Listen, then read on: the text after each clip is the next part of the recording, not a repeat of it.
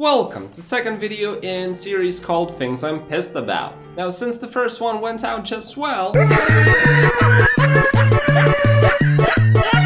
Please don't leave. I promise this video will be a proper one. I promise. So, this has been bothering me kind of for a while now. I've been watching a lot of tanking guide videos, and to be honest, I'm kind of disappointed in them. Now, don't get me wrong, those videos are absolutely fine. They have some really valuable information.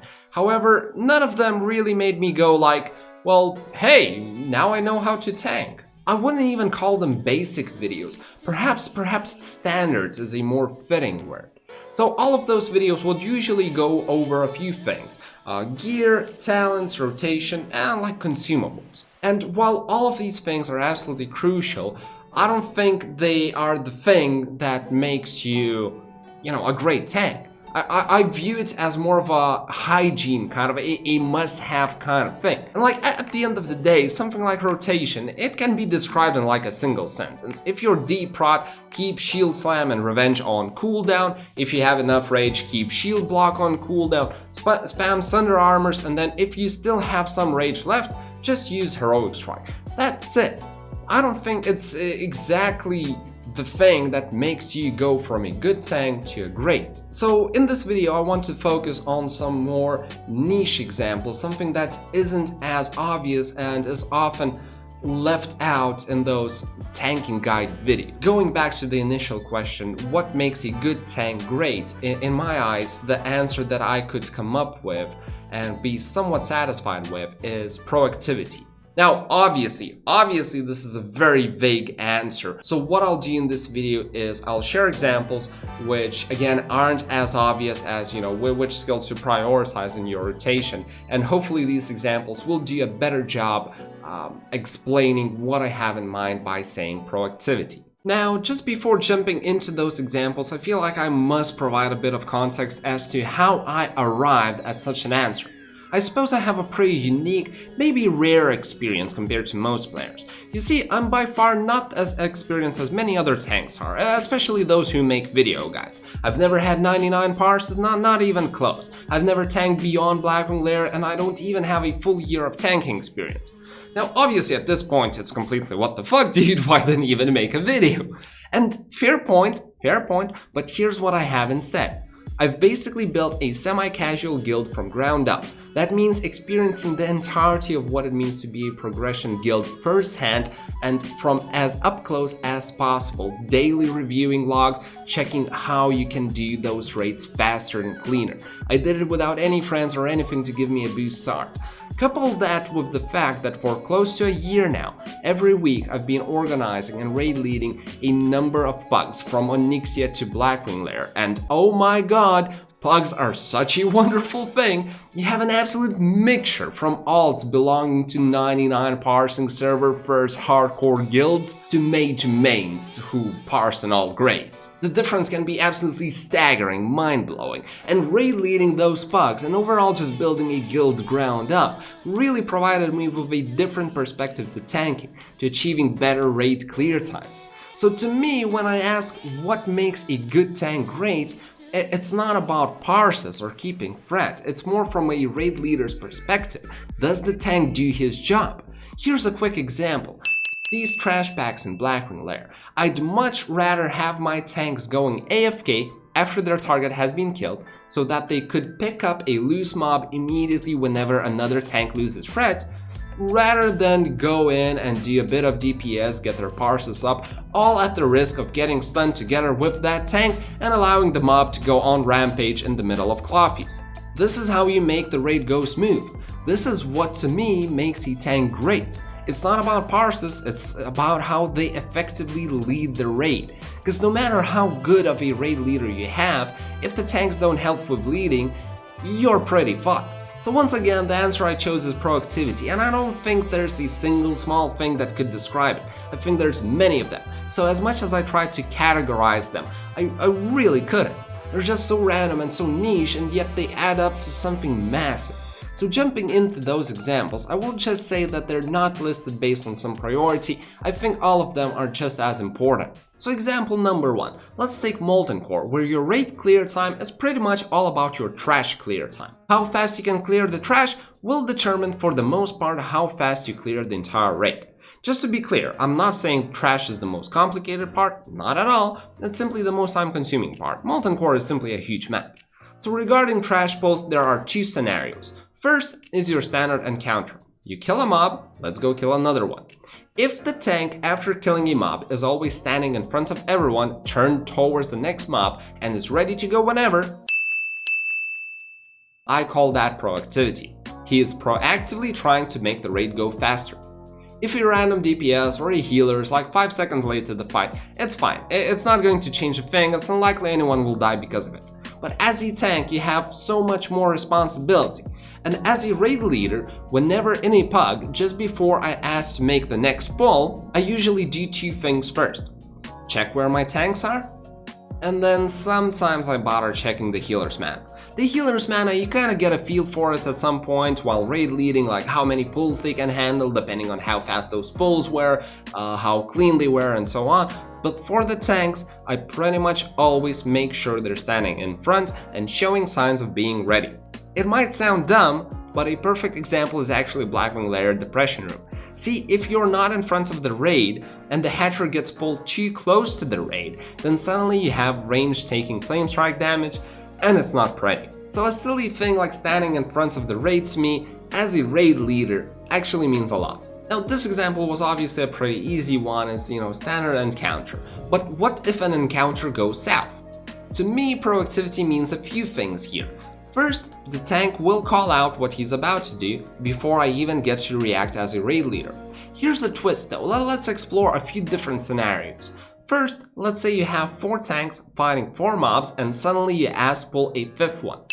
It's not enough for one of the tanks to go to that 5th mob, taunt it, and be done with it. Before I tell you why, let's quickly go through another kinda same, kinda different example. You're at the start of Molten Core and you have, again, 4 tanks. All the mob packs at the start of the raid are 1 to 2 mobs, right? So you have 2 tanks assigned to Skull and Eggs, standard stuff. Now imagine someone ass pulls another mob and you're either 3rd or 4th tank. You immediately go to it and taunt it. Your job is done, good job, blah blah blah. Not exactly. The issue here is that healers might not be able to react, or to be more precise, prioritize healing on you.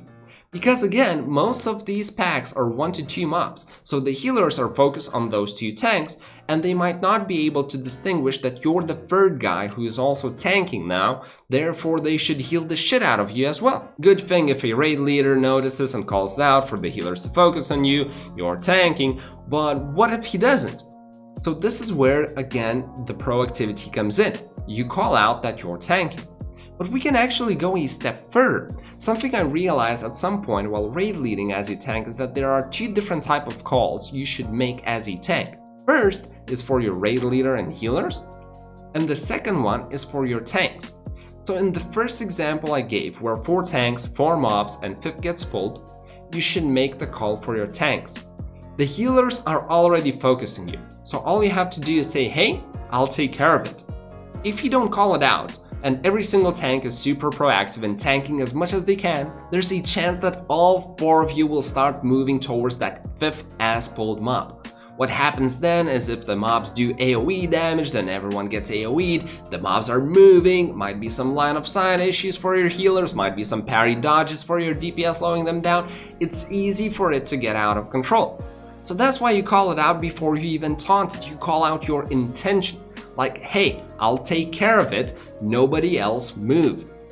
Now in the other example, 4 tanks, 2 mobs, 3rd gets pulled, you're making the call for your healers, not the tanks. Because the tanks already know that there are 2 free tanks, so they don't have to worry about it. They won't move, they won't cause a ruckus. However, healers might not be prepared. So you call it out one more time, hey, Toby will tank. And it's crucial at this point that you shout out your name so that the healers would once again know what's about to happen and whom to prioritize on healing. Now I suppose these examples might be a tad harder to relate to since we're so deep into Classic where very few, even pugs, still have ever wiped in Molten Core, so perhaps a better example is Fireball. Here's a clip of me main tanking. Now as you can see, half the raid is already dead and I have no buffs. Basically I was main tanking and I died, got a battle res. Fast forward a bit, all the tanks except me are dead. One guy in Discord called out for this warrior to run in and taunt the wing buff. The time is a few seconds before the wing buff. I noticed the guy has finally ran in. His position is real bad, but that's whatever. Here's what happens though. Sometimes Firemaw just before wing buff it will Shadow Flame if it has it queued up or something. So it's possible to taunt it at the right time, however first get hit by Shadow Flame. Now at this point I'm close to 100% certain that the DPS warrior is going to die. Shadow Flame is no joke, I don't think you can even mitigate it, so without full mitigation gear, without full wall buffs, it's oh my god, fucking super hard. He's probably in line of sight of healers too, so even more of a reason for him to die. So I know that. And I also know that the moment he dies, Firemaw will turn to me and immediately wing buff at me, which means I'll lose aggro for around 2 seconds before I manage to taunt it again. This is where I should be calling it out. Hey, I lose aggro for 2 seconds, nobody panic. Folks can prepare, they can hold their fingers on bubble, on last stand, on vanish buttons. The healers don't need to panic and start switching positions to try and heal whoever has aggro right now. They don't need to start stacking those wing buffet whatever debuffs.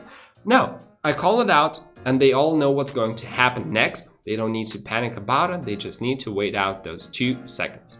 I suppose all these examples of calling out stuff could simply be named being vocal instead of proactive. And I do agree to an extent, however, there are a few caveats to me.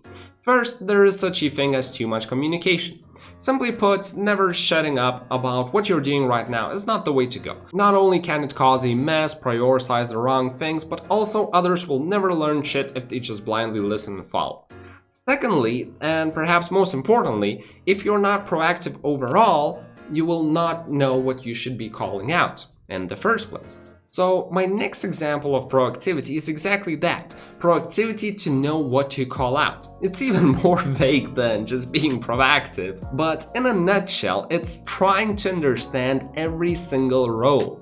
Again, my personal experience is pretty unique. I have raid leading experience, melee DPSing, tanking, caster DPSing, as well as healing. And while alone, all of these aren't as complicated. There's a lot of small nuances between each role that really matter. For example, the amount of stupid line of sight issues in Molten Core, like a lot of these little bumps in the ground can actually cause a line of sight issues for healers. This is something I would have never known had I never healed in a raid.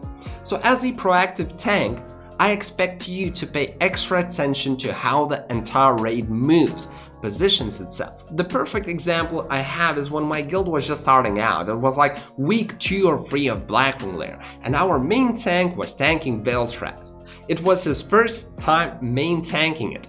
Previous times his job was to stay second on front. And in those previous times he was so focused on his own job that he didn't notice what the main tank did at all. So when he ended up main tanking Veilstraz for the first time, here's what happened.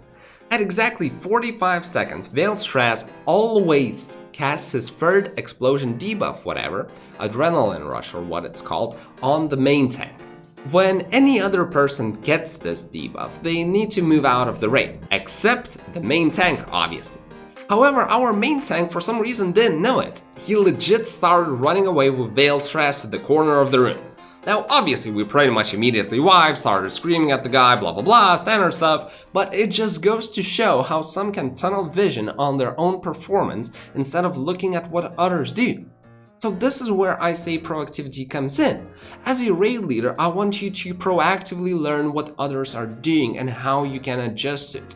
This is why if you've seen any of my streams or even past videos about tanking I made, you will notice that often I set my camera in a way where it's pretty uncomfortable to move, but I'm able to track the entire raid, the big picture. So not only I can immediately react if shit goes south, but I'm also actively learning what everyone else is doing and where I could potentially cause some line of sight issues, for example. Now here's another example. If you're proactively watching everything that's happening around you, In guild runs, you'll start noticing how the other tanks react to S-pulls. You will of course have some who are overly passive, who are late on calling out. And then you'll have some who are always first to fix things. That's where, by proactively trying to learn these things, you know that you should or shouldn't be the one to pick up S-pulls, because there either is nobody or is a specific person who always does that. Now, another example, painfully relatable especially for bugs, these trash packs in Blackwing layer. So they all are highly resistant to all but one element, to which they are extremely vulnerable. Typical scenario, one of them is Shadow vulnerable and you have literally any Warlock in the group. You probably know what I'm getting at. So overall, these packs are RNG gods. On a good week, they're as tank and spank as it gets, no issues whatsoever. On a bad week, you'll have first mob you're killing immediately making your tank spin. Now that spin can be a pain because you can get 4, 5, 6 of them in a row, which results in you legit spinning for 30 seconds straight without the ability to cast any skills at all. Do you gain any threat from that? Barely fucking any. So imagine this, you're tanking X the second target. Your guild kills the skull real fast, and as they start heading towards X, you stop spinning. So all the DPS just unleash their stuff onto it because they see that you're not spinning, so they assume everything is fine. However, since you barely had any time to build threat, suddenly some Warlock pulls. The mob goes into clawfies, he stuns them, healers can't heal, now you have folks dying and so on. Or here's another scenario that can happen with these mobs. Let's say just before DPS switched your target, you lost threat and another tank who was your backup picked it up. Again, the DPSers just go nuts on that mob thinking that hey, it's been 20 seconds of us killing the previous mob, surely the tank has it covered. Nope, not the case. So this is where proactivity comes to my mind. It's not enough to call out, hey, I'm spinning, because at the time the DPS aren't going for your target, you no longer were.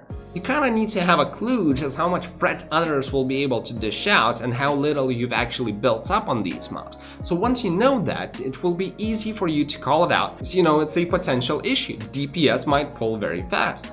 And this is not about DPS being clueless. You cannot expect the DPS to be paying attention to what other 2 tanks are doing on other 2 mobs. And please don't expect the raid leader to do it either. It's close to impossible to both notice and memorize that. They have no way of telling how much threat you managed to build. So it is completely reasonable to expect your DPS to immediately turn to your target and unleash all hell, because you have been tanking it for 30 seconds or whatever. And this example pretty much wraps up what I had in my mind for this video. There are probably more examples out there, but since they're so random, so niche, so specific, I just couldn't come up with anything else. So hopefully this provided a bit different perspective to tanking, as I've tried to do with my Fury Prot Sucks video, which by the way, as expected, got downvoted to oblivion. I do still stand by my points though, threat is fucking overrated. But either way, that's it for this video. Thank you guys for watching, have a lovely day, and see you guys in the comment section. Cheers! Hey, this sounds just like you smashing that subscribe button after seeing this video.